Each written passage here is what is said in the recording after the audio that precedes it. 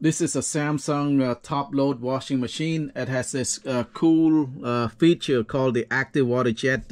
Let me show you how to use this.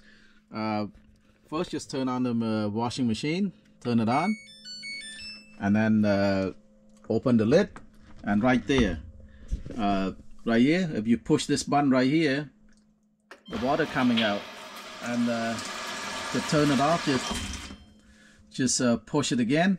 And this feature allow you to pre-wash your dirty clothes before you actually wash it, or you let's say you have any clothes that you want to hand wash, you can use this feature right here. So just turn it on right there.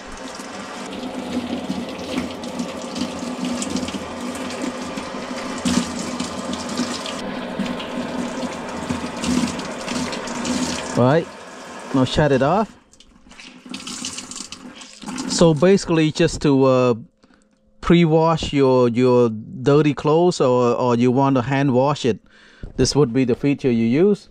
And then if you want to get rid of the water right here, if you want to get rid of the water from the drum, all you need to do is just turn off the washing machine and the water's coming out. That's it.